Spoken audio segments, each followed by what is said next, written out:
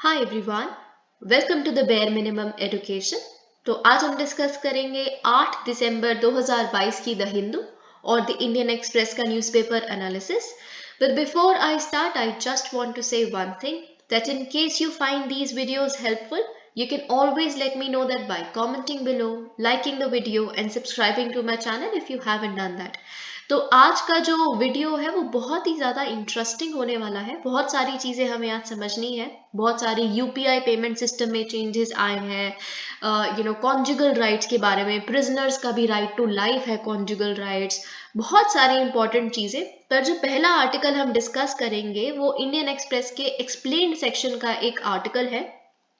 I want to start on a lighter note, कुछ interesting चीज के साथ, क्योंकि आपके GS3 का रोबोटिक्स का जो सेक्शन है, इंफॉर्मेशन टेक्नोलॉजी का जो सेक्शन है, स्पेशली आर्टिफिशियल इंटेलिजेंस पे कभी भी आप क्वेश्चन एक्सपेक्ट कर सकते हैं। इसके बून्स क्या है, इसके कर्सेस क्या हो सकते हैं, किस तरह से आर्टिफिशियल इंटेलिजेंस अनएम्प्लॉयमेंट क्रिएट कर सकता है, पर ऑन द सेम साइड एक और स्किलफुल एम्प्लॉयमेंट भी क्रिएट करने के चांसेस रखता है। बहुत सारी चीजें आप अपने स्टैटिक पोर्शन में पढ़ते हैं, इसीलिए आर्टिफिशियल इंटेलिजेंस के रेवोल्यूशन में अगर कुछ इंटरेस्टिंग आता है तो आपको you have to keep an eye on it. Okay, so starting on a lighter note, chat GPT bot that promises an AI revolution. तो क्या है ये? बिल्कुल आप इसको एग्जाम्पल की तरह लिखिए, और कुछ कुछ चीजें जो देखिए, अब जब आंसर आप आर्टिफिशियल इंटेलिजेंस पे लिखेंगे, मशीन लर्निंग, डीप लर्निंग, तो आपको बहुत सारी चीजें पता होनी चाहिए, जैसे री enforcement learning from human feedback. ये सारी कुछ कुछ वर्ड्स हैं जो आप कीवर्ड्स इंक्लूड करेंगे, पर इसका मतलब क्या होता है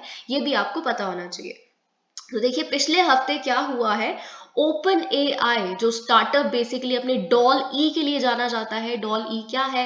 ये AI बेस्ड एक ऐसा जनरेटर है जो टेक्स्ट को इमेज में कन्वर्ट कर देता है। ये सेम स्टार्टअप ओपन AI ने इंट्रोड्यूस किया है एक नया चैट बॉट जिसका नाम है चैट GPT। तो ये बहुत ही पिवटल मोमेंट पे आया है, क्योंकि आर्टिफिशियल इंटेलिजेंस का जो मतलब है, जो हम इससे जो एक्सपेक्ट करते हैं कि इसका पोटेंशियल बहुत ज़्यादा है, हमें ये उम्मीद है कि चैट GPT उसको मीट करता है। अब chat GPT is what? It is a conversational AI, मतलब ये आपको आंसर करेगा, आपके क्वेश्चंस को आंसर करेगा, जैसे एक इंसान करता है। आपने किसी एक इंसान से क्वेश्चन पूछा, वो आपको आंसर करेगा। तो वैसे ही, मतलब एटलीस्ट ये प्रॉमिस तो यही करता है चैट GPT, और इसका जो स्टार्टअप है वो यही कहता है कि हम ये करेंगे।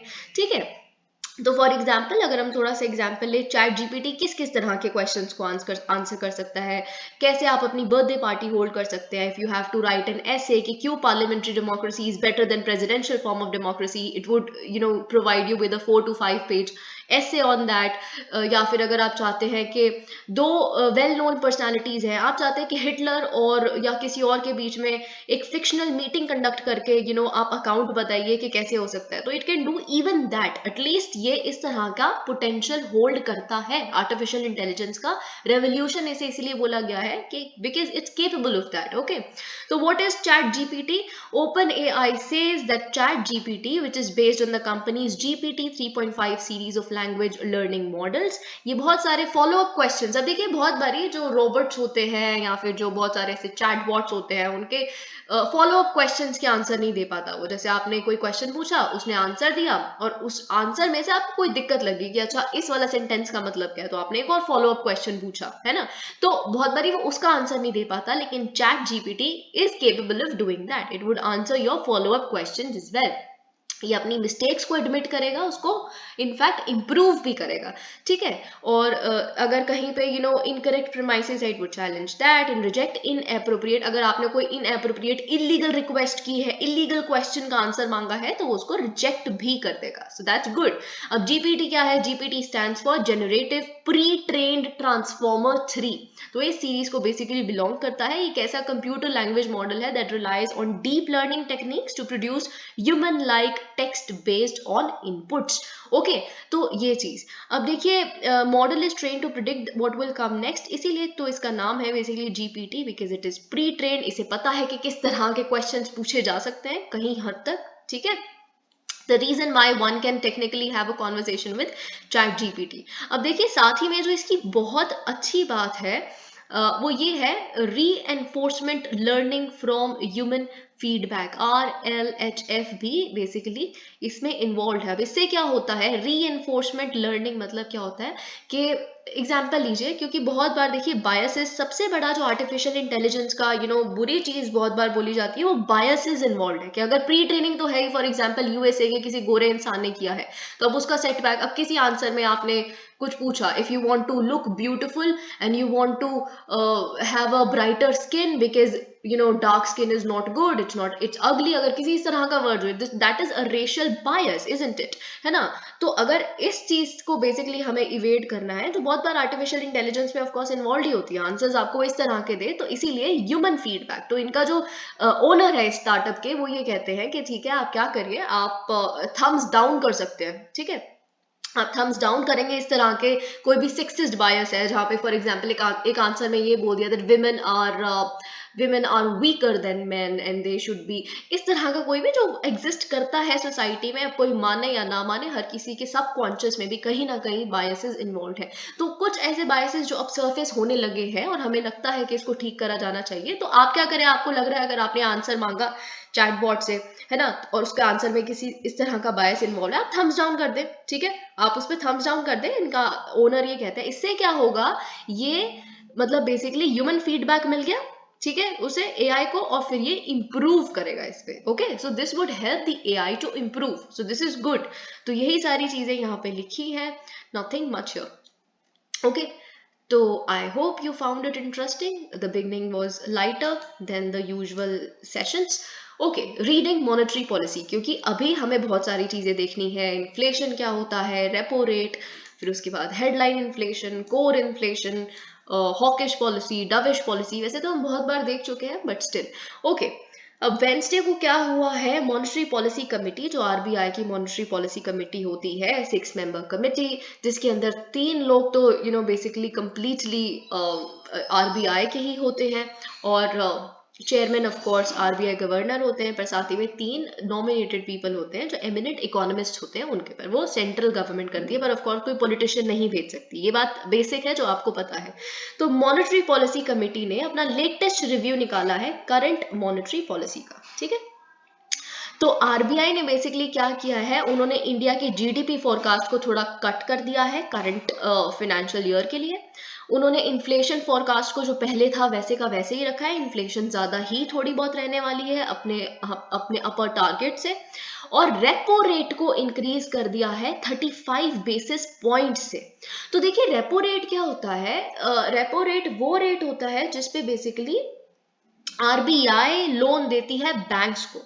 तो बैंक क्या करते हैं, आरबीआई से लोन लेते हैं और फिर हमें आगे लोन देते हैं, ठीक है। तो अब अगर आरबीआई ने इंटरेस्ट रेट बढ़ा दिया, रेपो रेट बढ़ा दिया अपना, जिसपे वो बैंक्स को लोन दे रहे हैं, तो बैंक तो कोई बहुत महानुभव इंसान तो है नहीं वो कि वो अपने ऊपर सारा नुकसान उठा के आपको सस्ते रेट पे दे देंगे, नहीं, वो आपको पास ऑन करेंगे वो इंटरेस्ट रेट, ठीक है, सबसे पहले पास ऑन करेंगे। तो इसीलिए बेसिकली इससे क्या होगा, जब इंटरेस्ट रेट बढ़ जाएगा तो इन्फ्लेशन कम हो जाएगा, ठीक है। अब इन्फ्लेशन कैसे कम होगा, इन्फ्लेशन होता क्या है, inflation is basically a general price rise of all goods and services over a long period of time. Generally हर एक गुड एंड सर्विसेज का अगर एक चीज का प्राइस बढ़ रहा है तो हर एक चीज का प्राइस बढ़ता है, और over a long period of time, मतलब ऐसा नहीं है कि कल इन्फ्लेशन थी आज इन्फ्लेशन नहीं है, you have to have a certain time period, 1 महीना, 1 साल, इस तरह का कुछ कंपैरिजन पीरियड होना चाहिए। तो जब हर चीज का, और जनरल स्पेसिफिक नहीं कि मतलब क्या पता आपकी कॉलोनी में कोई चीज सस्ती मिल रही हो क्योंकि उस चीज का स्टॉक बहुत पहले का पड़ा हुआ था उस दुकानदार के पास। तो जनरली पूरे भारत में हर गुड और सर्विसेज का महंगाई बढ़ने की वजह से उसे इन्फ्लेशन कहते हैं। अब रेपो रेट जब बढ़ जाता है, इन्फ्लेशन कम कैसे हो जाती है, जो बहुत ज्यादा देखिए आप बहुत ज्यादा बोरो कर रहे हैं, आप कोई इन्वेस्टर हैं बहुत ज्यादा बोरो कर रहे हैं, फिर उसको मार्केट में बेसिकली उस मनी को छोड़ रहे हैं, एक्सपेंडिचर कर रहे हैं, तो जब आपको पता चलेगा कि लोन इतने महंगे रेट पे मिल रहा है तो आप क्यों लेंगे, ठीक है। तो इसीलिए बेसिकली डिमांड कम कर देंगे, डिमांड ज्यादा होती है सप्लाई उतनी नहीं होती, तो फिर क्या होता है, इन्फ्लेशन हो जाती है। तो बेसिकली डिमांड साइड को कर्व करने की कोशिश कर रही है आरबीआई। पर देखिए बात यह है कि आरबीआई एक हद तक कुछ कर सकती है, mostly monetary policy demand side को कर्व कर सकती है।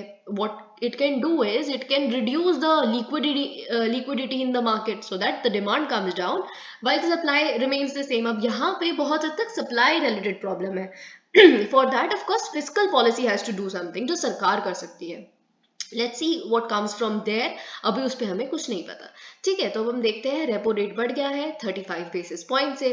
अब क्यों इतनी जरूरत पड़ती है मॉनेटरी पॉलिसी रिव्यू की? देखिए भारत में क्या होता है, आरबीआई को रिस्पॉन्सिबिलिटी दी गई है कि आप मॉनेटरी पॉलिसी को डिवाइस करेंगे, क्योंकि आपका प्राइमरी ऑब्जेक्टिव है ग्रोथ और इन्फ्लेशन को बैलेंस करना। और दोनों ही देखिए, दोनों बैलेंस करना बहुत मुश्किल है। जब ग्रोथ होती है तो इन्फ्लेशन कम, इन्फ्लेशन होती है तो ग्रोथ कम, ऐसे ही होता है। जब अभी रेपो रेट बढ़ता रहेगा बढ़ाती रहेगी, तो फिर डिमांड बिल्कुल ही कम होती रहेगी। डिमांड जब बिल्कुल ही कम हो गई, इतना पैसा है ही नहीं, इन्वेस्टमेंट कम हो जाएगी, इकोनॉमी स्लो डाउन में चली जाएगी। ठीक है, फिर आरबीआई क्या करेगी? फिर आरबीआई को रेपो रेट कम करना पड़ेगा ताकि लोन सस्ते मिले। फिर लोन सस्ते मिलेंगे, इकोनॉमिक रिकवरी होगी, फिर ज्यादा पैसा आ जाएगा, फिर ज्यादा इन्फ्लेशन हो जाएगी। तो ये एक सिक्लिकल चीज होती है, जो लूप टाइप होता है, जो घूमता ही रहता है। ठीक है, तो इसको बैलेंस करना, ग्रोथ को और मैक्रो इकोनॉमिक स्टेबिलिटी को, ये आरबीआई का काम होता है। जितना हद तक पॉसिबल हो वो करती है आरबीआई। तो टारगेट बेसिकली क्या है रिटेल इन्फ्लेशन का? रिटेल इन्फ्लेशन क्या होता है? जो आप और मैं एवरीडे कंज्यूमर्स, यहाँ पे लिखा है ना, जो फेस करते हैं, जनरल प्राइस राइज हर चीज का, दूध दही है ना, किसी भी चीज का जो प्राइस होता है, टमाटर, टमेटो इन्फ्लेशन जिसे हम कहते हैं। ठीक है, तो ये रिटेल इन्फ्लेशन का बेसिकली आरबीआई को क्या करना होता है, 4% तक का उनका होता है कि इतना ही रहे महंगा। ठीक है, तो उसको ऑफकोर्स थोड़ा सा बैंड जो है 2% प्लस 2% माइनस, तो मतलब 2% प्लस 2% माइनस से क्या होता है कि 2 to 6% ब्रॉड रेंज हो जाती है, इसके बीच में इन्फ्लेशन रखनी होती है। ठीक है, तो typically when an economy experiences fast economic growth, that is there is a lot of demand in the economy, prices rise. तो वही ये सारी चीजें जो अभी मैं आपको समझा चुकी हूँ, ये यहीं पे यहाँ पे लिखा है that it is all cyclical. Okay, अब देखिए जब इन्फ्लेशन बहुत ज्यादा हो जाती है तो आरबीआई फिर रेपो रेट बढ़ाता है, जैसे अभी कर रहा है। ठीक है, तो यही सारी चीजें डज दिस। अब देखिए थोड़ी सी तो इन्फ्लेशन की जरूरत भी है, 2% से कम इन्फ्लेशन चली गई, जो एडवांस इकोनॉमीज में अभी पीछे तक हुआ करती थी। अभी तो 11%, 10%, 11.5% इस तरह की इन्फ्लेशन हम एडवांस इकोनॉमीज में भी देख रहे हैं। वो तो सब कुछ यूक्रेन की वॉर की वजह से हो रहा है, पर एडवांस इकोनॉमीज में इन्फ्लेशन 1.5% इस तरह की इन्फ्लेशन रहती है। तो इस तरह की इन्फ्लेशन से आप क्या कर लोगे? मतलब कोई इंसेंटिव ही नहीं है, कितना ग्रो कर लोगे? इन्फ्लेशन तो एक इंसेंटिव थोड़ा तो होना ही चाहिए कि थोड़ी महंगाई होएगी। अब यहाँ पे क्या लिखा है, I would read it.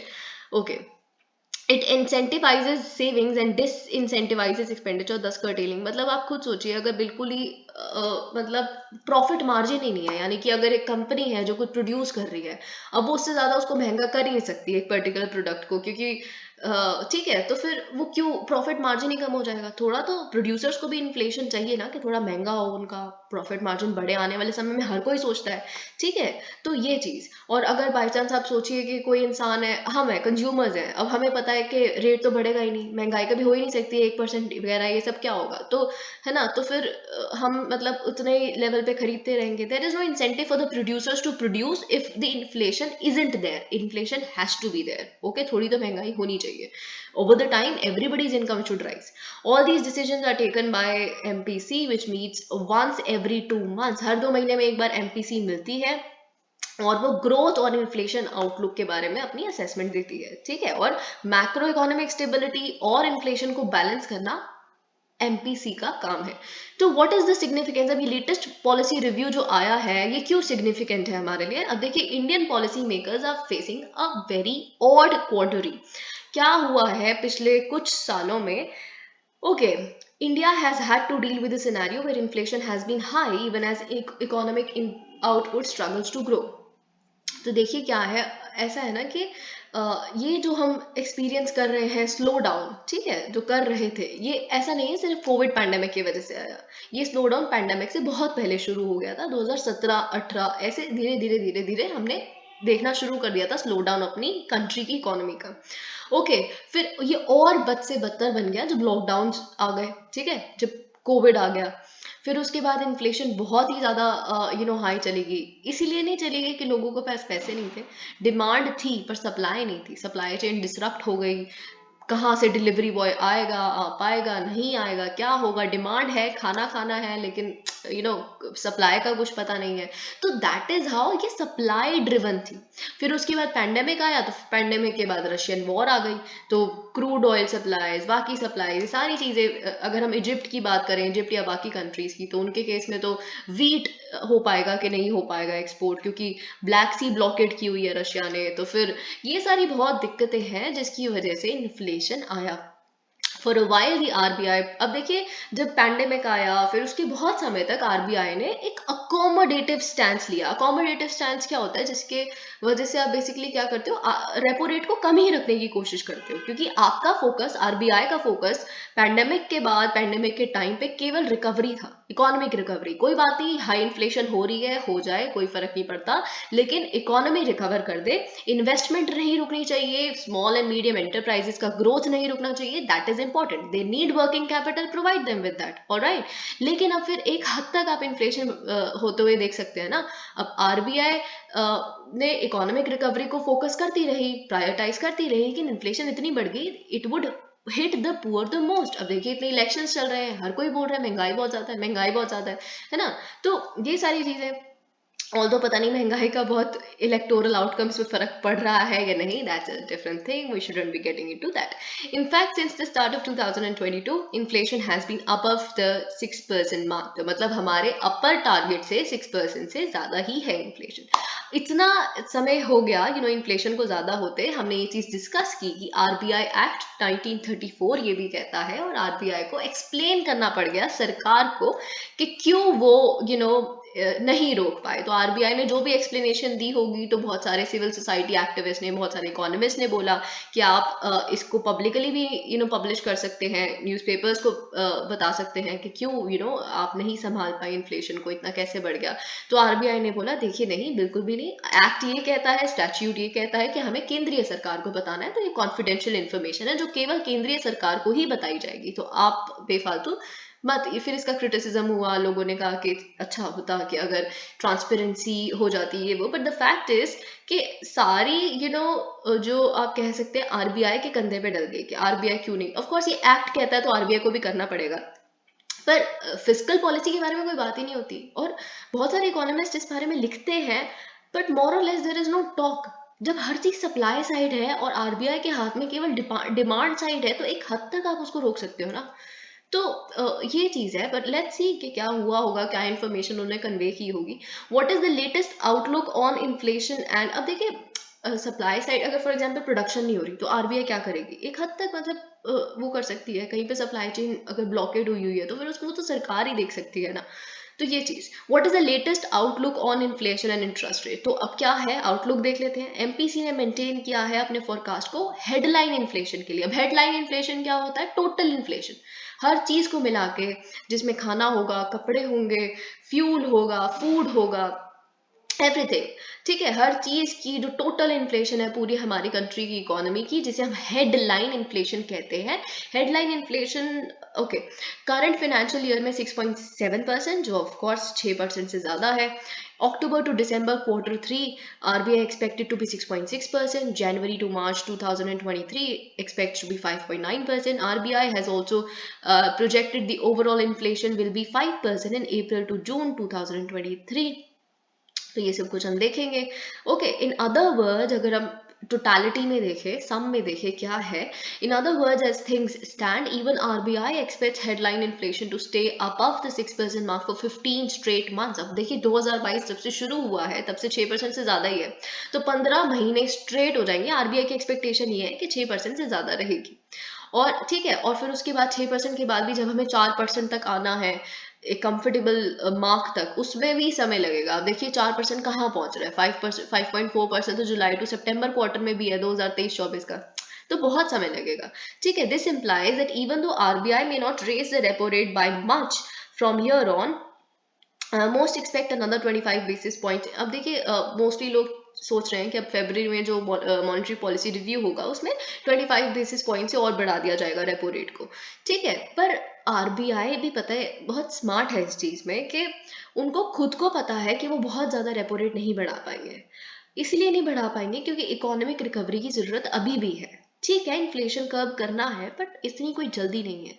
It is likely अब देखिए वही बात है ना, इन्फ्लेशन तो बहुत सही है, अभी भारत में जितनी इन्फ्लेशन है वो तो कुछ भी नहीं है। ऑफ कोर्स हम किसी और कंट्री को देख के कंपेयर नहीं कर सकते और हम कंप्लेसेंट नहीं हो सकते कि सब ठीक चल रहा है, India is better, India is this and that, but still it is better then other economies. Okay okay, तो यही सारी चीजें यहाँ पे लिखी है। What is RBI stands, why is RBI stands being called hawkish? अब देखिए मैं आपको ये बात पहले भी बता चुकी हूँ, एक होता है हॉकिश स्टैंड, एक होता है डविश स्टैंड। तो हॉकिश स्टैंड में बेसिकली क्या होता है कि आप टाइटन करते हो पॉलिसी को, क्योंकि आपकी टॉलरेंस बहुत कम है, आपका थ्रेशोल्ड बहुत कम है कि हम इतना नहीं इन्फ्लेशन टॉलरेट कर सकते, बहुत ज़्यादा टारगेटेड इन्फ्लेशन लेवल से बहुत ज़्यादा वेरी कर रहे हैं, तो हमें रेपो रेट को फटाफट जैसे भी हमें मैनेज करना है वो करना पड़ेगा। अब क्यों हॉकिश है आरबीआई का स्टैंड, क्यों थोड़ा सा हॉकिश है? अभी तक तो डविश चल रहे थे, अकोमोडेटिव चल रहे थे, क्योंकि बेसिकली आरबीआई अब कोर इन्फ्लेशन पे भी देखने लगी है। देखिए हेडलाइन इन्फ्लेशन में तो सब कुछ होता है, ठीक है, हेडलाइन इन्फ्लेशन बढ़ रही है तो उसमें वॉलेटाइल सेक्टर्स भी हैं, खाने का क्या पता, सीजन सही है, बारिश सही हुई है, खाद कैसी थी, ये तो बड़े सारे फैक्टर्स होते हैं, रेनफॉल पैटर्न एंड ऑल, ये सीजनल चीजें आप इसकी आपके कंट्रोल में नहीं है बहुत हद तक, ठीक है। वैसे ही फ्यूल, फ्यूल क्या है, अगर हम 80% अपना तेल बाहर से इंपोर्ट कर रहे हैं तो अब इतनी सारी चीजें हो रही हैं जियो पॉलिटिक्स में, global output and all that, तो अगर इसमें वॉलेटिलिटी है you can not do anything about fuel. So food and fuel okay fine, headline inflation में वो भी इंक्लूडेड है, ज्यादा है तो ठीक है हम कर लेंगे कब, लेकिन कोर इन्फ्लेशन, कोर इन्फ्लेशन जो बेसिकली यहाँ पे लिखा है, it is arrived at by removing the inflation in food and fuel. आपने कोर इन्फ्लेशन क्या होता है, जब आप हेडलाइन इन्फ्लेशन में से माइनस कर देते हो फूड और फ्यूल को, जो वॉलेटाइल सेक्टर्स है जो आपके हाथ में नहीं है आपने वो भी हटा दिया, तो इन द सेंस जो बची हुई चीजें हैं, कपड़े और बाकी बहुत इसेंशियल चीजें, मतलब जो कोर इन्फ्लेशन है वो भी इतनी ज्यादा है, तो फिर तो कोई दिक्कत है ना, फिर तो you have to work towards balancing it as soon as possible. Okay, तो आरबीआई ने अपनी जब वो बात कर रहे थे गवर्नर शक्तिकांत दास जी, तो उन्होंने यही बोला, consumer price inflation okay fine, it moderated to 6.8% year on year in October as expected, but it still remains above the upper tolerance band of the target. Of course 6.8% is greater than 6%, of course. Core inflation, अब ये बहुत important है, core inflation is exhibiting stickiness, it is not coming down. okay, तो ये चीज usually देखिए, आप खुद सोचिए, आरबीआई जो है वो हेडलाइन इन्फ्लेशन को देखता है, कोर इन्फ्लेशन इतना नहीं करता, पर कोर इन्फ्लेशन ही इतना ज्यादा है तो दिक्कत कुछ है। You have to break core inflation persistence and contain second round effects, यानी कि अगर कहीं पे इन्फ्लेशन हो तो हर जगह, ये तो प्राइमरी लेवल पे आप इन्फ्लेशन देख रहे हो, इसकी वजह से हर जगह इन्फ्लेशन होनी शुरू हो जाएगी। Core inflation okay fine, we have done this, nothing much. The trouble is if core inflation is high, it takes a while to come down and RBI knows it, and hence उन्होंने अपना forecast बहुत ही, आप कह सकते हैं, सोच समझ के रखा है। अचानक से नहीं बोल दिया जनता को खुश करने के लिए कि नहीं अगली बारी 4% हो जाएगी, ऐसा नहीं उन्होंने बोला। उनको पता है it would take time to come down since core inflation is high, because it implies that inflation has become broad based. Okay, तो higher prices have seeped through all parts of the economy. हर कुछ भी नहीं बचा है अब जो महंगा नहीं हुआ है, और ये बात मतलब बहुत ज़्यादा गंभीर है। तो यही सारी चीज़ें यहाँ पे लिखी है। सो RBI will have to take hawkish stand because it knows the stickiness is coming from core inflation this time. All's in the name. This is a very beautiful article. इससे although मैं आपको कहूँगी केवल एक लाइन मिलेगी, एक point मिलेगा, जो आप अगर GS2 में क्वेश्चन आता है या फिर GS4 में क्वेश्चन आता है, जो सिविल सर्विसेज के बारे में, उसकी इम्प्रूवमेंट के बारे में, रिफॉर्म्स के बारे में, आपको याद होगा बिबेक देबरॉय जी, जो basically he's a well-known person, he's the chairman of Economic Advisory Council to the PM of this nation.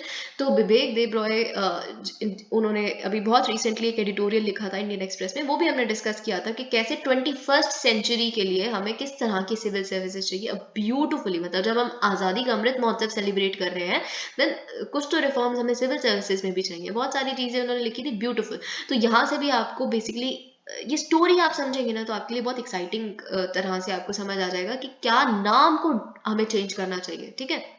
और आपको ये डेफिनेटली, आप जब आंसर लिखें तो आप आंसर में बिल्कुल लिख सकते हैं कि द चेयरमैन ऑफ एग्जीक्यूटिव जो भी है हमारे economic advisory to the PM Vivek Debroy, उनकी सजेशन, फिर आगे हाइफन करके ये सजेशन लिख सकते हैं कि हमें नाम चेंज करने की जरूरत है, because a lot is there, a lot of it is there in the name. Okay, तो क्या है हम देखते हैं।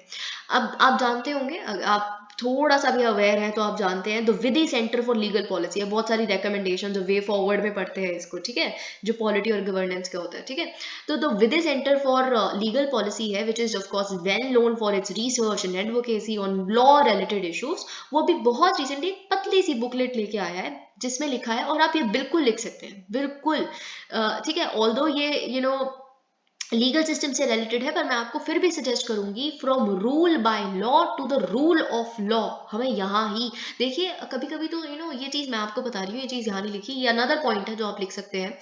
आईएएस ऑफिसर्स को या फिर जितने भी ऑफिसर्स हैं, डिस्ट्रिक्ट मैजिस्ट्रेट्स या डिस्ट्रिक्ट कलेक्टर जो भी आप कहते हैं, ठीक है, तो उनको बेसिकली ऐसा होता है कि उनको एक रूल बुक दी जाती है कि नहीं बिल्कुल इसी से अलाइन करना है, इसके बिल्कुल आप दायरे के बाहर नहीं जा सकते, इंस्ट्रक्शन आई हुई है ये वो ऊपर अथॉरिटी से, तो ये उनके हाथ बांध दे देता है, ठीक है। वो इंसान बहुत पढ़ लिख के, बहुत एक्सपर्टीज के बाद, ट्रेनिंग के बाद वहां पहुंचा है, वहां रह रहा है, लोगों से बात कर रहा है, उस इंस्ट्रक्शन और रूल बुक के बाहर बड़ा कुछ है जो एक अच्छा सोल्यूशन प्रोवाइड करता है, ठीक है। तो जस्ट बिकॉज उस रूल बुक में कुछ नहीं लिखा तो वो इंसान कुछ नहीं कर पाता, and that is wrong, that is exactly the problem of Indian bureaucracy, तो इसीलिए ये जो रूल बाय लॉ, बिल्कुल आपको वैसे ही जैसे लॉ में लिखा हुआ है, इंस्ट्रक्शंस में लिखा हुआ है, वैसे ही आपको बस रूल करना है, that has to change, okay.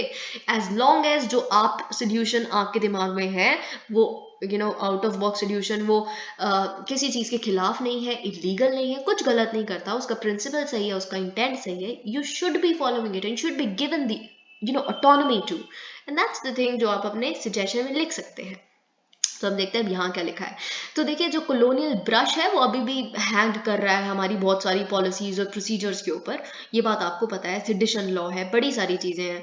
दस one of the 25 reforms flagged by Vidhi is the role of the district collector. इसीलिए जो 25 रिफॉर्म इन्होंने इतनी पतली सी बुकलेट में लिखे हैं उसमें से एक है डिस्ट्रिक्ट कलेक्टर से रिलेटेड, जो इन्होंने रिफॉर्म सजेस्ट किया है, ओके।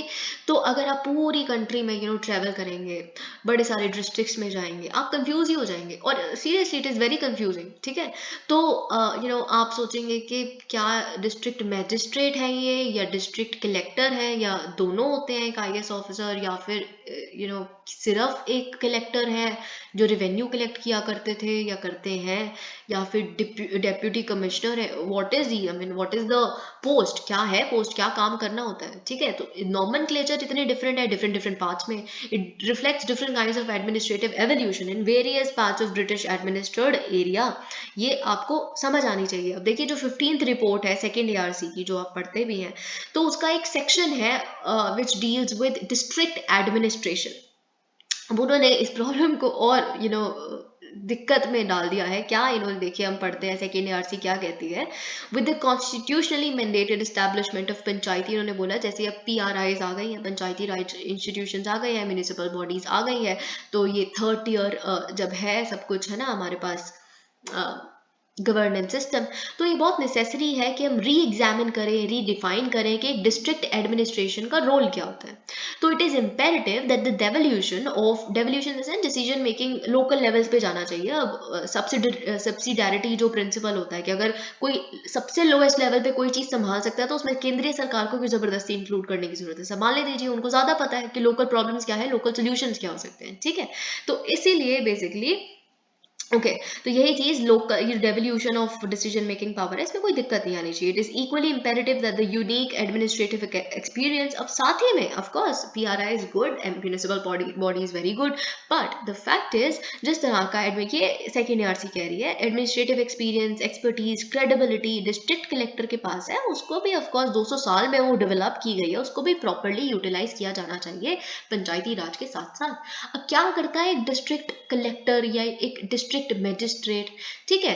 तो फिर हम देखते हैं 15th रिपोर्ट को ही देख लेते हैं क्या करता है, ओके। तो पहले तो head of the land and revenue administration होता है, फिर एग्जीक्यूटिव मैजिस्ट्रेसी का भी हेड होता है, ओवरऑल सुपरविजन करता है लॉ एंड ऑर्डर का, सिक्योरिटी का, कभी कभी पुलिस मैटर्स का भी, लाइसेंसिंग करता है, लाइसेंसिंग अथॉरिटी होता है बहुत सारे आर्म्स एक्ट में, एक्सप्लोजिव एक्ट में, इलेक्शंस कंडक्ट करता है, डिजास्टर मैनेजमेंट करता है, पब्लिक सर्विस डिलीवरी करता है। Seventh is chief information and grievance redressal officer की भी तरह काम करता है। तो अब 3 क्वेश्चन यहाँ से उठते हैं। 15th रिपोर्ट ने इतना कुछ बोल दिया, इतना सारा काम करता है, ठीक है। तो पहला तो how many of these functions are important today, इतने में से अब देखिए भारत कहाँ पहुंच गया है, 21वीं सदी है ये, और साथ ही में आजादी का अमृत महोत्सव सेलिब्रेट कर रहे हैं, ठीक है। तो अभी इसमें से कितने फंक्शंस की जरूरत है, okay. For instance, regardless of its historical importance, क्या लैंड एंड रेवेन्यू एडमिनिस्ट्रेशन एक प्रायोरिटी है अभी भी? क्योंकि कलेक्टर का नाम तो वहीं से आता है, revenue administration, as far as we can think about it. Whose responsibility will that be? Okay, yes there are powers under the, फिर हम दूसरी चीज पे आ जाते हैं, ठीक है। सीआरपीसी, क्रिमिनल प्रोसीजर कोड जो है, उसमें पावर्स हैं बड़ी सारी, you know. But how important is the magisterial function today? As a name magistrate implies, you know, कितना जरूरी है मैजिस्ट्रेरियल फंक्शन को करने के लिए। तो आर्टिकल 50 जो है कॉन्स्टिट्यूशन का, वो ऑफ कोर्स आप जानते हैं सेपरेशन ऑफ पावर्स का एक आर्टिकल है ये। वो ये कहता है कि स्टेट को हर वो स्टेप लेना चाहिए कि वो जुडिशरी को एग्जीक्यूटिव से सेपरेट कर सके in the public services of the state. यानी कि एक जो बेसिकली एग्जीक्यूटिव ही है, परमानेंट एग्जीक्यूटिव होता है एक आईएएस ऑफिसर, तो उनको बेसिकली एक जुडिशरी की कैपेसिटी में नहीं काम करना चाहिए, ठीक है। तो इसीलिए बेसिकली जो डीएम्स हैं, डिस्ट्रिक्ट मैजिस्ट्रेट हैं, वो क्रिमिनल केसेस को ट्राई नहीं करते, ठीक है। तो ये चीज, ये CrPC makes this abundantly clear. तो मैजिस्ट्रियल फंक्शन तो ठीक है, फिर क्रिमिनल केसेस नहीं करते तो फिर करते क्या है? प्रिवेंटिव डिटेंशन वगैरह संभालते हैं, ये बात आपको पता है, ठीक है। तो मतलब, और फिर साथ ही में कोई एक समय पे हुआ करता था पुलिस कंप्लीटली कंट्रोल करता था डिस्ट्रिक्ट मैजिस्ट्रेट, आज वो भी नहीं करता। तो करता क्या है? डिस्ट्रिक्ट मैजिस्ट्रेट नाम क्यों रखा हुआ है, ठीक है। अब कलेक्टर भी नाम क्यों रखा हुआ है? क्योंकि लैंड और रेवेन्यू एडमिनिस्ट्रेशन तो उतना इंपॉर्टेंट है ही नहीं क्या, और साथ में ये क्यों रखा हुआ है? तो it is very confusing. Okay, I said the 15th report hedged. Though the recent amendments in the police acts by various states have removed the clause which placed the police of बहुत सारे state governments ने बहुत सारे acts अपने लेके आए हैं, police acts, जिसके माध्यम से उन्होंने जो पुलिस है डिस्ट्रिक्ट की, उसको जनरल कंट्रोल और डायरेक्शन ऑफ डिस्ट्रिक्ट मजिस्ट्रेट के अंदर से निकाल दिया है, ओके। पर ऑफ कोर्स जो लोग हैं, आम जनता है, वो यही समझती है कि ओवरऑल लॉ एंड ऑर्डर का जो पूरा जिम्मा है वो डिस्ट्रिक्ट मैजिस्ट्रेट के हाथ में आता है, ठीक है। The deployment and movement of armed forces in the district in times of emergency and crisis is done under his guidance, he is the authority.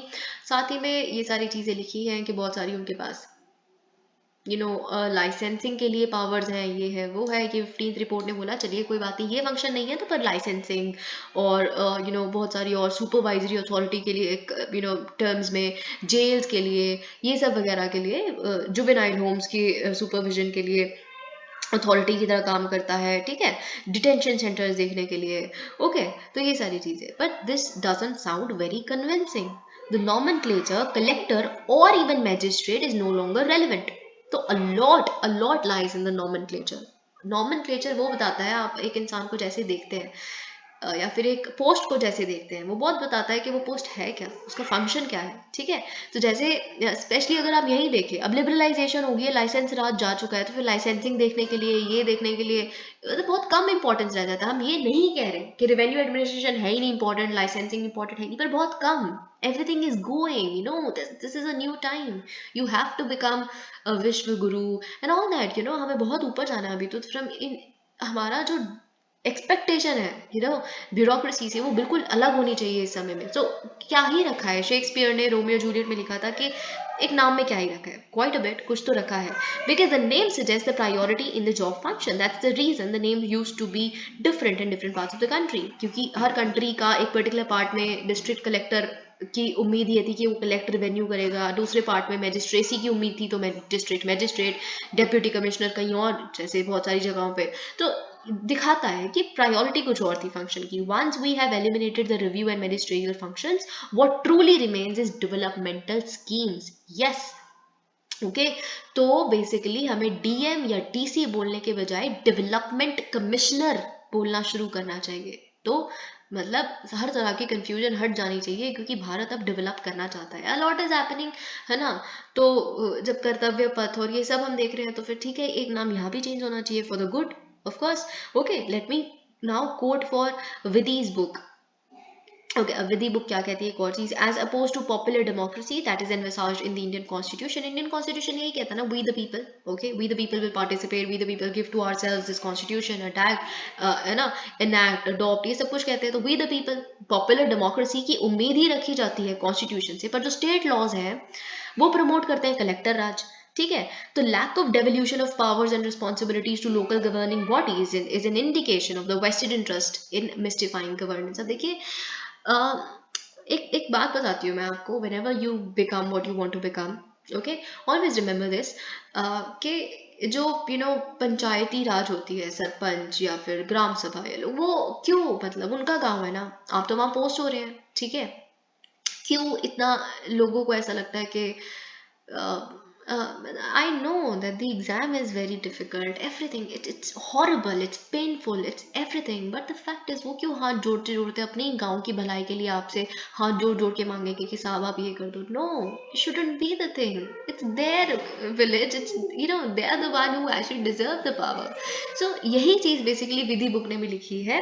और ऐसा नहीं है कि विधि बुक ऐसी कोई हवा में बातें लिख देती है कोई बड़ी एलीट सेक्शन की, ना ना ना, they do all the research, they go to the fields, they observe, they write, and they do everything possible before they reach a particular conclusion, okay. While there are claims that the introduction of Panchayati Raj institutions in a large number of states has reduced the role of district collectors to that of providing guidance, and ऐसा हुआ है बहुत सारी states में कि उन्होंने actual में guidance और एडवाइस है कि ऑफ कोर्स अगर कोई फॉर एग्जांपल कोई यूनियन स्कीम है उसके बारे में अगर आपको सबसे पहले तो आप सरपंच जो है वैक्सीनेशन के बारे में हेजिटेंसी है, ठीक है, मैं स्टार्टिंग की बात कर रही हूँ। तो आप जब एक सरपंच, एक हेड ऑफ द विलेज अगर अपने लोगों को कहता है ना कि देखिए वैक्सीन से कुछ नहीं होता, मैं आपके सामने वैक्सीन लगवा के दिखाता हूँ, तो आप ये जब गाइडेंस देंगे पंचायती राज को, very good, this is the role, ये बहुत अच्छा है, पर अननेसेसरली आपका ऐसा दिखाना कि यू द गॉड एंड ये सारी चीजें ये नहीं होनी चाहिए। और बहुत अच्छी बात है कि बहुत सारी स्टेट्स में ऐसा होने लगा है, it is changing for the good. All of this requires a wholesale restructuring of the administrative machinery at the district level. Now this is all that, वही चीज यहाँ पे लिखी है, 75th ईयर ऑफ इंडिपेंडेंस में हमें एक्चुअल में decolonise होना चाहिए, ओके। तो आप बिल्कुल अपने हिसाब से जो भी आपको यहाँ से पता चला वो आप लिख सकते हैं, okay. The good job lag, अब मुझे आपको यहाँ से सिर्फ 2-3 बातें बतानी है जो आपके लिए काफ़ी ज़्यादा अनिवार्य है, ठीक है। तो 1991 में जो रिफॉर्म आया, इकोनॉमिक पॉलिसी आई, लिबरलाइजेशन, प्राइवेटाइजेशन, ग्लोबलाइजेशन, तो एक्सपेक्टेशन ये थी कि इकोनॉमी को ओपन अप किया जाएगा ग्लोबल कंपटीशन के लिए, ठीक है। और जो भारत में लो वेज लेवल्स हैं, है ना, इतना कम लेबर कॉस्ट है यहाँ पे, वो यूएसए में आप जाके देखिए कितना लेबर कॉस्ट देना पड़ता है, ओके। तो बहुत ज्यादा पर घंटे के हिसाब से, जस्ट गो देयर एंड सी। इसीलिए तो मतलब हमें लगा था कि जब हम ओपन कर रहे हैं अपनी इकोनॉमी को तो प्राइवेट इन्वेस्टमेंट अट्रैक्ट हो जाएगी, है ना, हमारी लेबर इंटेंसिव मैन्युफैक्चरिंग के लिए। और इतना लेबर कॉस्ट कम है तो हाथ से जो बनता है या जिसमें लेबर इंटेंसिव वर्क्स होते हैं उसके लिए वो अट्रैक्ट हो जाएंगे, इन्वेस्ट करेंगे और बहुत सारी जॉब्स जनरेट होंगी, because there are so many hands to work here, okay. तो हमें ऐसा लगा था, पर यही पाथ था जो ईस्ट एशियन इकोनॉमीज, चाइना देखिए, चाइना की जो ग्रोथ स्टोरी है वो है ही लेबर इंटेंसिव वर्क्स की। आप बाकी नेशंस देखिए, सिंगापुर देखिए, सिंगापुर में तो इतना नहीं, क्या मलेशिया देख लीजिए आप, ठीक है, ये जो ईस्ट एशियन नेशंस है, ओके। हमें यही उम्मीद अपनी भारत की इस पॉलिसी से भी थी, पर इंडिया ये अपनी अपॉर्चुनिटी ऐसी रहेगी, हम हार्नेस कर ही नहीं पाए और ऐसा हुआ ही नहीं, ठीक है।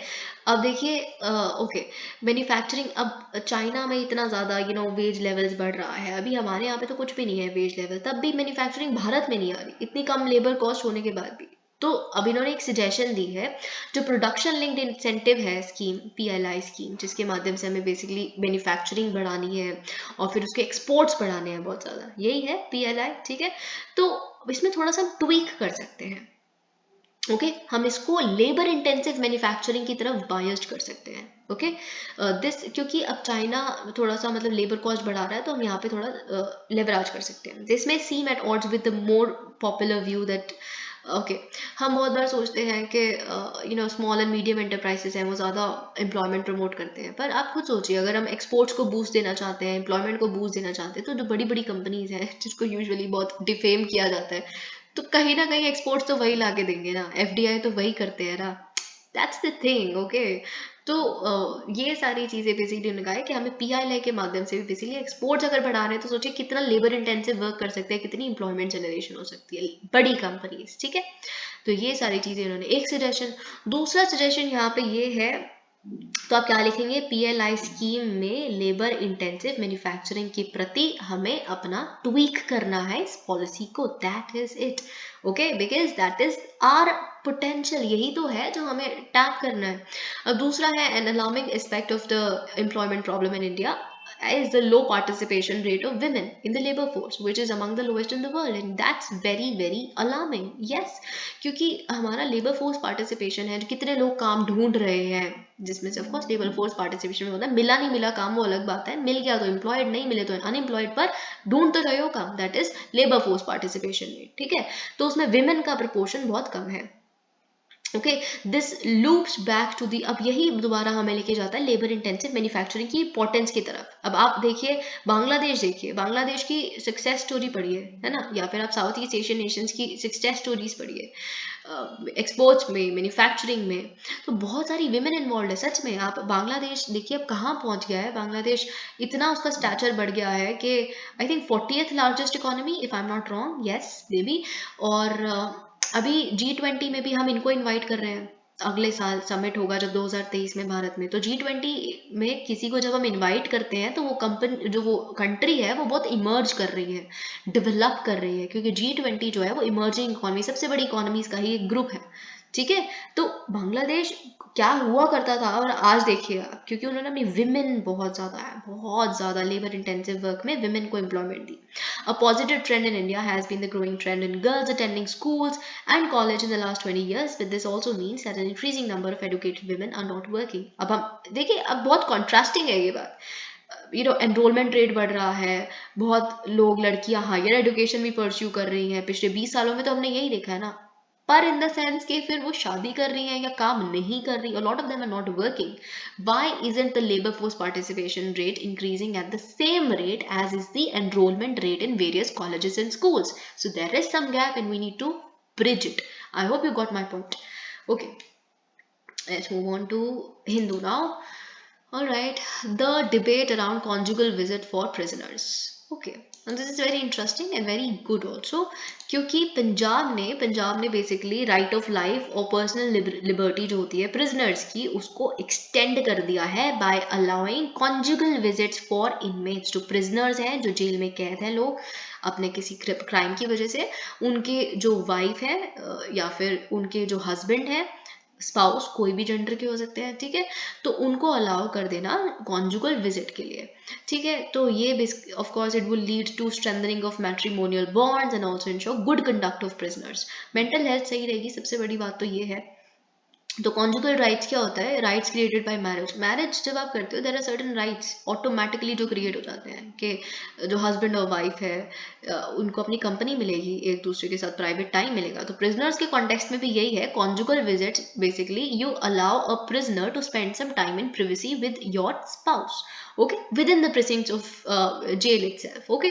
तो ये सारी चीज़ें और बहुत सारे अच्छे इसके बेनिफिट्स ये हैं कि साइकोलॉजिकल हेल्थ बेनिफिट प्रिजनर्स के, प्रिजर्वेशन ऑफ मैरिटल टाइज। अब शादी तो हुई है ना, तो शादी क्या मतलब अचानक से 20-30 साल बाद ही आप अपने हस्बैंड या वाइफ को देख रहे हो, और शादी क्या है, मतलब शादी की किससे फिर आपने, तो ऑल दैट, ठीक है। बहुत अच्छी बात है reduction in the rates of, अब ये पता नहीं इस पर मैं क्या बोलूँ, reduction in the rates of homosexuality and sexual aggression with in prisons, जो बेसिकली हो जाता है प्रिजनर्स के बीच में, उसको भी रिड्यूस करने का काम करता है। Aside from the above, it is also argued that conjugal visits are a fundamental right of the spouses. अब देखिए पंजाब ने 2000, if I am not wrong, Punjab high court ने 2015 में ये न्यूज़ आई थी कि उन्होंने conjugal right को आर्टिकल 21 का ही पार्ट बताया था। अब बहुत सारे हाई कोर्ट्स कुछ और कहते हैं, कोई कुछ और कहता है, पर ऐसा तो है, आर्टिकल 21 का पार्ट 2015 में बताया है पंजाब ने, ओके।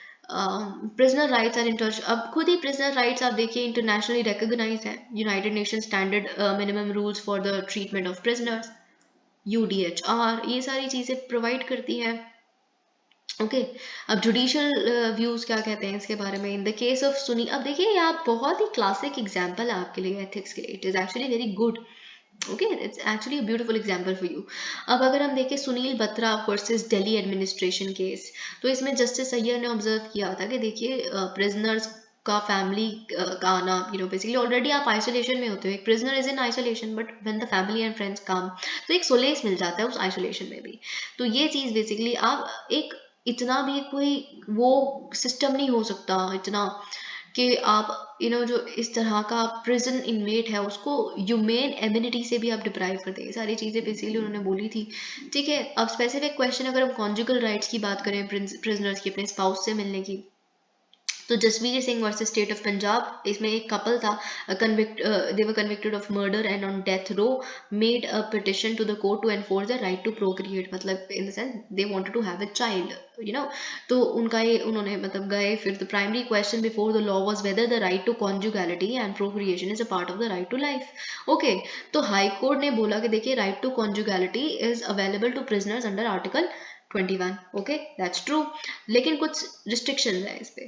तो अगर हम बात देखें Maharaj versus state, Madras high court ने इसमें बोला that if you consider the question of conjugal rights from part of the right to life, okay 21, observe that there have to be differential standards. अब देखिए इन्होंने बोला कि लेकिन कुछ तो डिफरेंट होना चाहिए लॉ अबाइडर्स और लॉ वायलेटर्स के बीच में। ठीक है, तो कोर्ट ने बोला कि conjugal visits could not be held as a fundamental right, the prisoner will be still be eligible to avail leave, कुछ कुछ एक्स्ट्रॉर्डिनरी रीजंस के लिए, इनफर्टिलिटी ट्रीटमेंट्स के लिए, ठीक है, आपको जाने दिया जाएगा। तो यहाँ पे कुछ नहीं लिखा बहुत खास, बस आपको मुझे एक एग्जाम्पल के रूप में बताना था। पंजाब के मॉडल में क्या होगा, स्टेट गाइडलाइंस ने क्लैरिफाई किया conjugal visit is a matter of privilege rather than a right. तो स्टेट मॉडल तो इनका कुछ और कहता है, it is not a right, it is a privilege. It has been notified that the average time of conjugal visits will be 2 hours हर 2 महीने में। तो ये सारी चीज़ें, आप HIV पेशेंट नहीं होने चाहिए हो, आपको COVID-19 नहीं होना चाहिए अगर आपको अपने हस्बैंड से बेसिकली मिलना है या वाइफ से मिलना है, इफ़ ही और she is in prison. Okay, तो हम बाकी अब आर्टिकल्स देख लेते हैं जो काफ़ी इंपॉर्टेंट है। Okay, now this is very interesting, very interesting. RBI tweak to UPI will help e-com share purchases 10। तो अब RBI ने वेंसडे को बोला है कि देखिए हम एक और फीचर ऐड कर रहे हैं UPI प्लेटफॉर्म में कि आप बेसिकली पेमेंट कर सकते हैं डिलीवरी ऑफ गुड्स और सर्विसेज के लिए बाद में। तो मैं अब आपको बहुत ब्रीफली समझा देती हूँ, इससे पहले कि आप यहाँ देखें और ज़्यादा कंफ्यूज हो जाए, तो मैं आपको समझाती हूँ कि कैसे ये नया जो सिस्टम है सिंगल ब्लॉक मल्टीपल डेबिट्स यहाँ लिखा है ना, ये कैसे वर्क करेगा यूपीआई का फंक्शन। ओके, तो हम एग्जांपल लेते हैं कि आपने ई कॉमर्स किसी भी प्लेटफॉर्म, अमेजोन का आप एग्जांपल ले लीजिए। ठीक है, कि आपने वहां से एक बुक खरीदी। ठीक है, तो अब जब आप कुछ खरीदते हैं तो अब वहां पे 2 मॉडल होते हैं, एक होता है प्रीपेड मॉडल, एक होता है पोस्ट पेड मॉडल। ठीक है, मतलब आप कैश ऑन डिलीवरी करेंगे पोस्ट पेड मॉडल में, या फिर आप पहले ही पेमेंट कर देंगे। ठीक है, जो भी आप बैंक से या जैसे भी। ठीक है, तो अब एक और फीचर आ जाएगा यूपीआई में इस चीज से। इससे क्या होगा, अब इस फीचर की वजह से जो यहाँ पे लिखा है, आपको क्या होगा कि आपने कुछ खरीदा, ठीक है, ऑर्डर प्लेस किया। अब आपने क्या किया, अपने बेसिकली जो यूपीआई अकाउंट है उसके अंदर आपने उतने जितने अमाउंट का वो चीज है उतना ब्लॉक कर दिया, फ्रीज कर दिया।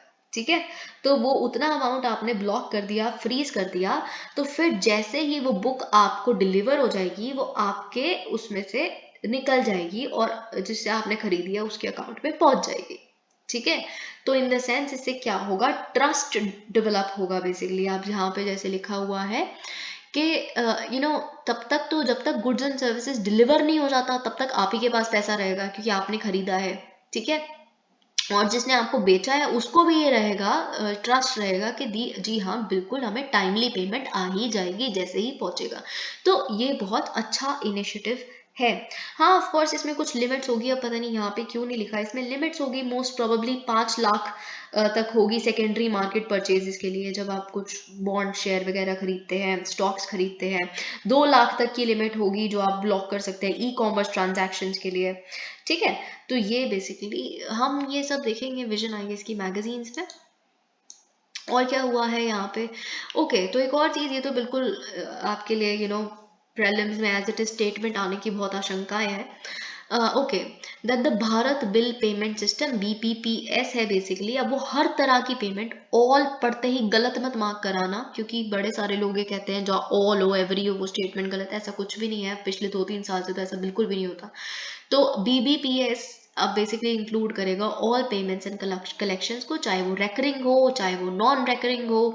ओके, अभी तो नॉन रेकरिंग अलाउ नहीं करता, सिर्फ रेकरिंग अलाउ करता है। अब रेकरिंग क्या होता है कि मतलब हर महीने आपने कुछ इंस्टॉलमेंट EMI पे करनी ही करनी है, गैस का बिल हर महीने इतना भरना ही भरना है, ठीक है। तो अभी बड़ी सारी चीज़ें और आ जाएंगी, रेकरिंग भी नॉन रेकरिंग भी। तो एक ही बारी आप किसी चीज़ की पेमेंट करना चाहते हैं, then also Bharat bill payment system would be there. अब भारत बिल पेमेंट सिस्टम का आपको ये भी पता है, एक ऑनलाइन होता है ऐप के माध्यम से, और एक होता है ऑफलाइन जिसमें एजेंट्स होते हैं जो सरकार के, वो they help you out. Okay, Putin declines no first use pledge on atomic bombs. This is very essential because yesterday what we discussed was that how India and China are almost identical on their no first use policy or nuclear doctrine. So both of us believe that only and only if ever we are attacked with nuclear bombs or nuclear weapons, in self-defense or in response or in retaliation, both of our countries would respond with nuclear weapons or nuclear power. या फिर जब तक हम basically no first means हम कभी first खुद से पहल नहीं करेंगे न्यूक्लियर वेपन्स यूज करके, न्यूक्लियर वॉर डिक्लेयर करके। पर इंडिया की तो न्यूक्लियर डॉक्ट्रिन ये भी कहता है, बाई चांस आपने हमारे किसी भी इंसान पे, हमारी किसी शिप पे, किसी वेसल पे, किसी एयरक्राफ्ट पे जो हमारे अभी पर्टिकुलर टेरिटरी में है भी नहीं, आपने बाई चांस उसमें उन पे बायोलॉजिकल वेपन्स यूज कर दिए, केमिकल वेपन्स यूज कर दिए, तो तब भी हमारा रिस्पॉन्स न्यूक्लियर ही होगा। लेकिन अब पुतिन डिफरेंट है इससे।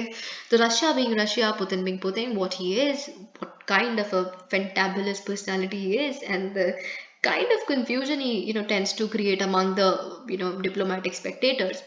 उनसे ह्यूमन राइट्स काउंसिल के एक मेंबर ने पूछा कि आप बेसिकली प्लेज कर दो ना एक बारी कि आप कभी भी ऐसे नहीं करोगे, फर्स्ट यूज नहीं करोगे अपना कभी भी न्यूक्लियर वेपन्स का। तो उन्होंने मना कर दिया, कहते नहीं नहीं, ऐसी ऑब्लिगेशन हम नहीं कर सकते, क्योंकि हम it would prevent Russia from tapping it's nuclear Arsenal even if came under a nuclear attack. हम पे किसी ने न्यूक्लियर अटैक कर दिया तो फिर हम कैसे करेंगे अगर हम ये ऑब्लिगेशन कर देंगे? What nonsense is that? But still Putin wants to create this thing। मतलब आप कह सकते हैं कि वो एक सिग्नल भेज रहे हैं दुनिया को, स्पेशली वेस्ट को, कि हमारे पास हम न्यूक्लियर पावर है, ठीक है, हमसे डरो, यूक्रेन का जो है बस बहुत हो गया, अब बातचीत करो और ख़त्म करो इसको, क्योंकि इन द सेंस थोड़ी तो रिस्पेक्ट मेरी भी चली गई है सबकी आंखों में। US wants Saudi Arabia ahead of Xi Jinping's visit. Now what is happening here, as we know, एक जिसे माइलस्टोन समिट कहा जा रहा है US और नो नॉट US, चाइना और अरब वर्ल्ड के बीच में जो समिट होने वाला है। Xi Jinping is set to meet both Saudi Arabia and GCC countries. तो जिस पे बहुत सारी चीज़ें डिस्कस की जाएगी। अब उसके लिए बेसिकली US ने कहा है, व्हाइट हाउस ने ये कहा है कि देखिए चाइना क्या करना चाहता है, हमें सब पता है। चाइना अपनी इन्फ्लुएंस को स्प्रेड करना चाहता है वर्ल्ड वाइड, जो बिल्कुल भी कॉन्ड्यूसिव नहीं है इंटरनेशनल ऑर्डर के लिए। उनके कुछ और ही वो है समझ है इंटरनेशनल ऑर्डर के बारे में, और वो उसको वैसे ही मोल्ड करना चाहता है। इंटरनेशनल ऑर्डर जो US ने सेट किया ना, that is the best liberal democratic free navigation free trade, उसको वैसे ही रहने देना चाहिए। This is what US wants. Okay, तो यहीं पे ये सारी चीज़ें लिखी है। और साथ ही में देखिए इन्होंने कहा है कि चाइना ऐसा कर रहा है, बट द फैक्ट इज कि अरब, मैंने आपको ये चीज़ कल भी एम्फेसाइज करवाई थी, और बहुत कम लोग हैं तो इस तरह से चीज़ों को देखने की कोशिश करते हैं कि इनवाइट किसने किया है? अरब वर्ल्ड ने। सऊदी क्राउन प्रिंस ने मोहम्मद बिन सलमान की इन्विटेशन पे शी जिनपिंग वहां जा रहे हैं। तो अब US को पता नहीं क्यों ये बात समझ नहीं आती, या उसको वो ऐसे प्रेजेंट करना होता है चीज़ों को कि इंटरेस्टेड बाकी कंट्रीज हैं जिनको आप निगलेक्ट करते हैं। आप और आपके जो यूरोपियन फ्रेंड्स हैं उनको आज तक सिर्फ आप खुद ही दिखे हैं। आप ही लोगों ने मिलके पूरी दुनिया को बर्बाद कर दिया, आप ही की छोड़ी हुई प्रॉब्लम्स हैं जिससे आज हर कोई डील कर रहा है, ठीक है। तो आपसे बेसिकली लोग आपको बैलेंस करना चाहते हैं, वो चाहते हैं कि आप पे बेफालतू रिलाई ना किया जाए, क्योंकि आप किसी के सगे नहीं। आपने अफगानिस्तान में देखिए क्या करके गए, आप वैसे कहने को आप 20 साल तक लड़ते रहे, कुछ कर नहीं पाए और तालिबान के हाथों में छोड़ के चले गए। That is exactly what you are. तो और भी बड़ी सारी, सऊदी अरेबिया से वैसे आपको कोई लेना देना है नहीं, you come and pick and choose अपने कन्वीनियंस के हिसाब से। तो हर कोई ये कार्ड खेलना चाहता है, चाइना कार्ड। चाहे पसंद किसी को चाइना ना हो वो अलग बात है, यही तो बाकी कंट्रीज भी करती हैं। बाकी हमारी नेबरिंग कंट्रीज क्या करती हैं, they do this with India. Okay, even though India is very nice, but still we have to face it. Nepal, Sri Lanka बार बार क्या कहते हैं कि चाइना भी हमारा दोस्त है। तो इंडिया कंपेल हो जाता है कि हम नेबरहुड पॉलिसी को जो छोड़े ना अपनी। तो वैसे ही जो अरब वर्ल्ड है, वो मिडिल ईस्ट जो वर्ल्ड है, वो बेसिकली यूएस को, वेस्ट को ये दिखाना चाहता है that you're tilting too much away from us, you're neglecting too much. Okay, so we have China also. China is set to become the second. China is set to become the first largest, the largest economic power, military power very soon. So we have China for our friend. So this US doesn't understand. German terror cell rejects free democratic order. Now what has happened in Germany? Germany में एक attack plan किया गया है एक terror cell के द्वारा, जिसमें एक MP, farmer MP, far right MP involve है, एक प्रिंस इन्वॉल्व है, और बाकी तो जितने भी राइटर्स ग्रुप हैं वो इन्वॉल्व है ही। तो उन्होंने अटेम्प्ट करने की कोशिश उनकी थी बेसिकली, पर उसी से पहले वो पकड़े गए और वो हटाना चाहते थे और इस प्रिंस को बिठाना चाहते थे as a leader.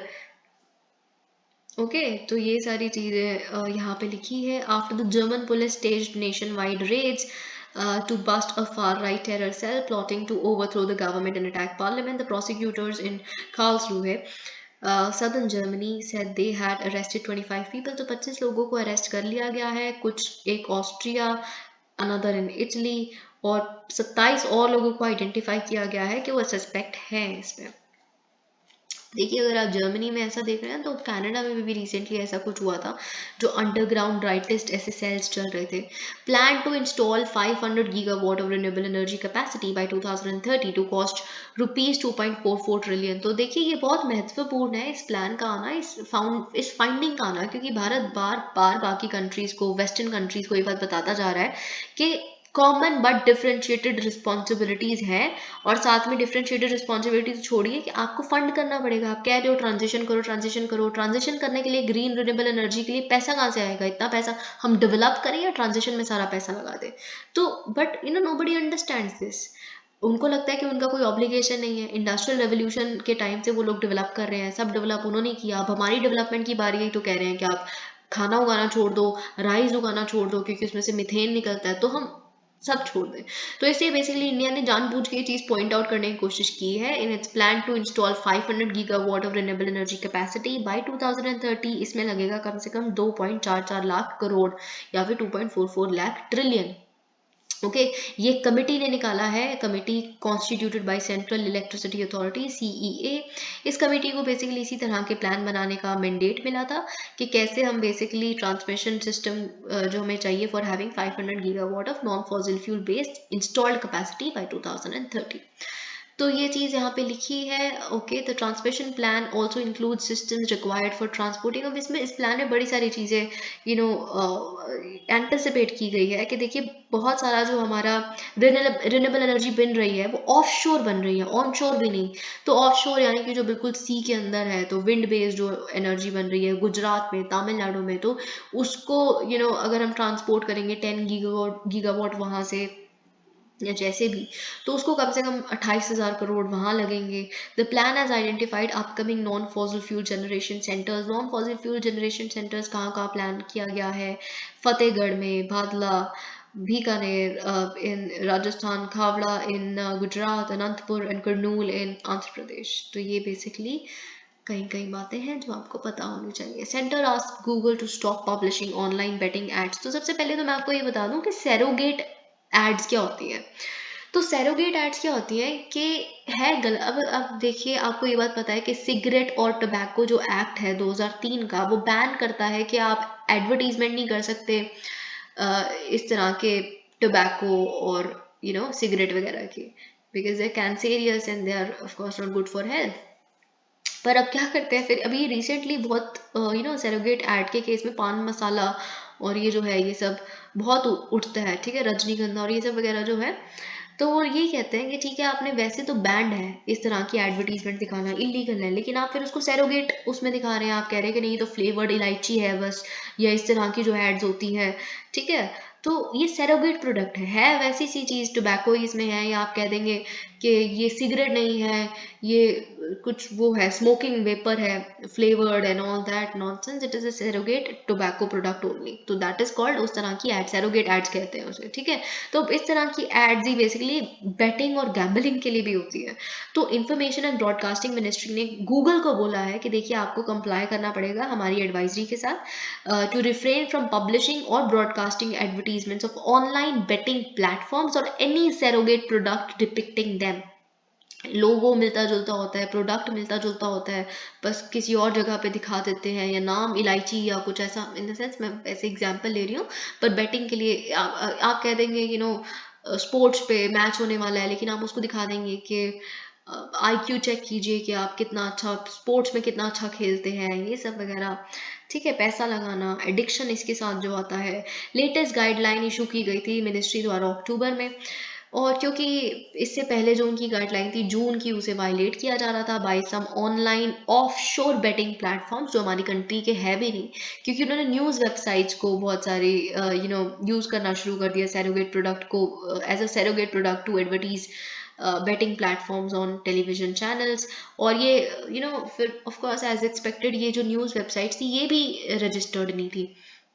The Consumer Affairs Department has also informed the ministry that online betting platforms were advertising themselves as professional sport blogs, जो बहुत इंपॉर्टेंट है आपके लिए नोट करना, sports news websites and so on, while providing an indicative list of online betting platforms that were using news for surrogate advertising. In view of the guidelines for prevention of misleading advertisements and endorsements for misleading advertisements 2022, जो consumer protection act, क्योंकि you're protecting the consumer from being misled, okay तो इसीलिए basically अब ये advertisement जो है इस तरह की न्यूज़ वेबसाइट की, तो ये भी अब बेसिकली इसको भी हटाना पड़ेगा। तो यही सारी चीज़ें यहाँ पे लिखी हैं और कुछ नहीं। UGC forms panel to work on textbooks in Indian languages. This is all again an example for you because a lot is happening in language. MBBS books का आना हिंदी में, MP की बहुत सारी ऐसी चीज़ें, तो ये आप GS1 में अगर क्वेश्चन आता है, ठीक है, इंडियन लैंग्वेजेस ऐसा कुछ आता है, तो सबसे पहले तो आप 8th शेड्यूल वगैरह के बारे में लिख सकते हैं, ठीक है, बहुत सारी चीज़ें आप लिख सकते हैं। 22 लैंग्वेजेस पहले कुछ कुछ लिखिए, फिर उसके बाद ये लिखिए कि कैसे डायनामिज्म भी चेंज हो रहा है। तो UGC ने एक पैनल बनाया है कि 6 से 12 महीने हमें लगेंगे बहुत सारी जो बाहर की बुक्स हैं या इंग्लिश में जितनी भी under graduate BA BSc BCom की बुक्स है उसको ट्रांसलेट करने के लिए। तो ये this is a good thing, okay. India will not tolerate any unilateral attempts to change LAC, Jaishankar. तो external affairs minister S Jaishankar ने क्वेश्चन का रिप्लाई देते हुए राज्यसभा में इन्फॉर्म किया है कि देखिए हमने बड़ा ही क्लियर कर दिया है चाइना को डिप्लोमेटिकली कि कोई भी अगर आप स्टेटस को यूनिलैटरली चेंज करने की कोशिश करोगे लाइन ऑफ एक्चुअल कंट्रोल तो हम टॉलरेट नहीं करेंगे। क्योंकि क्वेश्चन पूछा गया कि अभी जैसे PM मोदी मिले शी जिनपिंग से G20 समिट पे बाली में, तो फिर क्या मतलब उन्होंने ये चीज़ उनको कन्वे की कि ये सब वगैरह, ठीक है, तो बड़े कुछ खास नहीं है यहाँ पे, आपको सब कुछ पता ही है। India will build consensus with in G20 on global issues minister. अब इंडिया बिल्कुल चाहेगा कि हर क्रूशल ग्लोबल इशू पे, चाहे वो सोशल हो इकोनॉमिक हो, उस पर कंसेंसस बिल्डिंग हो G20 प्रेसिडेंसी के दौरान for the 2023 summit which was scheduled to be held next September। ये again minister of state for external affairs Meenakshi Lekhi ji ने कहा है लोकसभा में। Informing the House about government's international initiatives, she said that India's policy on Ukraine crisis had been consistent and persistent, and that India would champion the voice of Global South in G20 because Global South is the new refuge। उन्होंने साथ में tension draw किया Shanghai cooperation organisation summit के तरफ भी समरकंद में, जहाँ पे बेसिकली नरेंद्र मोदी पुतिन के साथ मिले और उन्होंने पीस की ज़रूरत की तरफ उन्होंने एम्फसाइज किया। जन भागीदारी होगी G20 प्रेसिडेंसी इस पे बेस्ड होगा, okay her section of people involve होगा। रिमोट प्लेसेस में जब आप इतनी सारी मीटिंग्स करेंगे तो ऑफकोर्स हर देश का एक एक नागरिक इन्वॉल्व होगा। Collective effort needed for a productive session. तो मिस्टर मोदी ने क्या कहा है, this is again very interesting, this is again an example for you ethics के लिए, या पार्लियामेंट डिक्लाइन में है इसके लिए आप GS2 में भी लिख सकते हैं, ओके। तो ऑनरेबल PM लिख के आप बिल्कुल ज़रूर लिख सकते हैं, घबराइएगा मत। प्राइम मिनिस्टर नरेंद्र मोदी ने वेंसडे को ये बोला है कि जितने भी मतलब सारी पार्टीज़ के, कोई इससे फ़र्क नहीं पड़ता, हमारी पार्टी आपकी पार्टी हर पार्टी, जितने भी लोग हैं प्लीज़ आप कोऑपरेट कीजिए। आप MPs हैं तो विंटर सेशन शुरू हो रहा है तो इसको थोड़ा प्रोडक्टिव बनाना है। ये वॉकआउट्स होते रहते हैं, डिस्कशन होती नहीं, पहली 17 दिन के अंदर 25 बिल डिस्कस करने हैं, वही अपने में मतलब क्या है। तो ऊपर से उसमें भी एडजर्नमेंट्स बार बार, डिसरप्शन, वॉकआउट, प्रोटेस्ट, ये सब इतना ना हो। क्योंकि जो फर्स्ट टाइम MPs होते हैं, फर्स्ट टाइम MPs जो लोकसभा का जब सेशन हुआ तो उसमें वो डिबेट में पार्टिसिपेट ही नहीं कर पाए इतनी सारी, क्योंकि वो पहली बार इंसान, उनके लिए बहुत बड़ा एक्सपीरियंस होता है, बहुत बड़ी बात होती है, वही डिसरप्ट हो जाए तो फिर उनको लगता है कि ऐसा ही है, this is exactly how politics work, this is exactly how parliament would work. तो इन्होंने बोला I am making this appeal for cooperation specially in view of the first time MPs, जो पहली बार MPs बने हैं। और उन्होंने बोला कि they have across party lines express their pain of being denied an opportunity to learn due to, कुछ सीख भी नहीं पाए वो, डिसरप्शन इतनी है, एडजर्नमेंट्स इतनी है। बंदा पहली बार जाता है तो कहाँ बैठना है, कैसे क्या करना है, किसको क्या बोलना है, यही समझते इतना टाइम लग जाता है। फिर उसके बाद अब डिस्ट्रप्शन ही डिस्ट्रप्शन देख रहे हैं। साथ ही में उन्होंने G20 के बारे में भी ये बोला है, क्योंकि बिकॉज एक्चुअल में ये जो फर्स्ट टाइम MPs हैं they are the next generation for our democracy. उन्होंने G20 के बारे में ये बोला है, ये कोई भी ऐसी चलता फिरता डिप्लोमेटिक इवेंट नहीं है, ये बहुत बड़ा अपॉर्चुनिटी है भारत के लिए कि हम शोकेस कर पाए कि हम क्या है, हेरिटेज, डेमोक्रेसी, सब कुछ। Okay, supreme court directs centre RBI to submit records behind demonetisation decision. तो इसमें कुछ नहीं है, सुप्रीम कोर्ट ने बेसिकली बस डायरेक्ट किया है सरकार को और RBI को that you place on record the relevant records of the 2016 demonetisation policy. तो ये सारी चीज़ें यहाँ पे कुछ नहीं है, बहुत फर्दर क्या होगा क्या नहीं होगा ये सब कुछ हम देखेंगे, ठीक है। तो जब इंडियन एक्सप्रेस में पूरा फुल फ्लेज्ड इस पे डिसीजन आ जाएगा, we will discuss it. Reservation for Dalit converts supreme court to decide on hearing petition. तो अभी क्या है देखिए, ऑलरेडी एक सरकार ने पैनल बिठा दिया जिसको 2 साल लगेंगे कम से कम, जस्टिस KG बालाकृष्णन कमीशन, कि क्या दलित कन्वर्ट्स जो है जो बेसिकली मुस्लिम है या फिर क्रिश्चियन है, जो दलित थे हिंदुइज्म के तहत, पर उन्होंने कन्वर्ट कर लिया इस सोशल हायरार्की को एस्केप करने के लिए, पर उनको रिजर्वेशन मिलना चाहिए कि नहीं, क्योंकि रिलीजन चेंज करने से उनको खास कोई बेनिफिट हुआ नहीं और वहाँ पे भी सोशल हायरार्की एग्जिस्ट करती है। तो अभी सुप्रीम कोर्ट खुद सोचेंगे कि क्या हमें इतना वेट करना पड़ेगा 2 साल के लिए, या हम खुद पिटिशन सुनने लग पड़े कि मिलना चाहिए या नहीं मिलना चाहिए इनको रिजर्वेशन। तो अब पिटिशनर्स तो ऑफ कोर्स ये कहते हैं 1950 का जो ऑर्डर है, कॉन्स्टिट्यूशनल ऑर्डर, जिसमें हिंदुइज्म में बुद्धिज्म, सिखिज्म ये सब इंक्लूडेड है, इनको सिर्फ रिजर्वेशन मिलेगा, only and only these people. तो इसको खारिज कर दिया जाए। पिटिशनर्स ये कहते हैं इस क्लॉज 3 को अनकॉन्स्टिट्यूशनल और वॉइड डिक्लेयर कर दिया जाए, but let's see what happens. और सरकार का ये कहना है कि हमें बहुत देखना पड़ेगा कि इनके खिलाफ सच में कोई एक्सट्रीम वो होता है, अनटचेबिलिटी या नहीं हुई है इनको रिजर्वेशन देने से पहले। Review plea file against supreme court verdict on EWS quota. तो EWS कोटा के खिलाफ रिव्यू प्ली, अब रिव्यू पिटिशन ऑफ कोर्स आप जिस बेंच ने वो डिलीवर किया है वर्डिक्ट, उसके बहुत सारे मेंबर्स ही होने चाहिए, मोस्टली यही होता है। रिव्यू पिटिशन सुनते हैं, सुप्रीम कोर्ट खुद के ऑर्डर को रिव्यू कर सकती है, संविधान उनको ये पावर देता है, ठीक है। तो रिव्यू पिटिशन फाइल कर दी गई है EWS जजमेंट के खिलाफ। All India backward classes federation ने, इन्होंने नहीं बल्कि साथ में DMK ने भी की हुई है। तो ये सारी इन्होंने बोला कि आप केवल इकोनॉमिकली वीकर सेक्शंस को प्रोवाइड करना और उसमें सिर्फ जनरल कैटेगरी होगी, बाकी कास्ट का कोई भी नहीं होगा, तो ये तो एक्सक्लूसिव है, और इस तरह की बातों पे उन्होंने रिव्यू पिटिशन डाला है।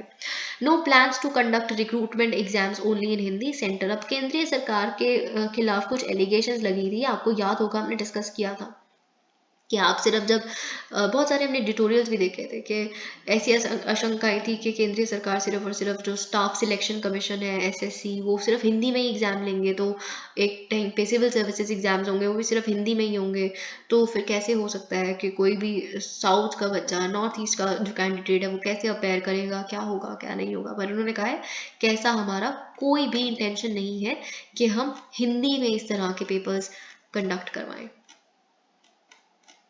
तो there is nothing in it, ये मैंने सिर्फ और सिर्फ एडिटोरियल अपने लिए पढ़ा था। Okay, ISRO inks MOU to establish space tech innovation network. तो इसरो ने एक MOU साइन किया है, social alpha, a multi stage innovation curation and venture development platform for science and technology startups. अब ये बेसिकली लॉन्च करेंगे spin, space tech innovation network, spin. ठीक है, तो आप स्पेस के ऊपर क्वेश्चन आएगा ही आएगा, स्पिन लिखिए। बाकी चीज़ें हमने अभी प्राइवेट रॉकेट डेवलप किया है, जो कमर्शियल एंट्री करवाई है हमने GSLV की, बड़ा कुछ आप लिख सकते हैं। स्पिन के माध्यम से क्या होगा कि बेसिकली बहुत सारे जितने भी स्टार्टअप्स हैं, अगर वो छोटे छोटे स्टार्टअप्स हैं, अगर सरकार ने टारगेट दिया कि हमें बेसिकली मेडिकल फैसिलिटी के लिए अगर हमें कुछ करना है, फॉर एग्जांपल, ठीक है, कुछ भी नहीं, यहाँ पे मेडिकल फैसिलिटी के अगर हमें कोई स्पेस की ज़रूरत है, या फिर हमें फार्मर्स को कोई इन्फॉर्मेशन प्रोवाइड करने के लिए, तो अगर किसी स्टार्टअप के पास कोई इनोवेटिव आइडिया है कैसे यूज़ कर सकते हैं, या फिर जियोलॉजिकल मॉनिटरिंग के लिए, तो सब अपने आइडियाज़ दे सकते हैं, फिर उनके साथ स्पेसिफिक MOU साइन हो सकते हैं। इस तरह की चीज़ें स्पिन के माध्यम से होंगी। Thank you so much, please like the video.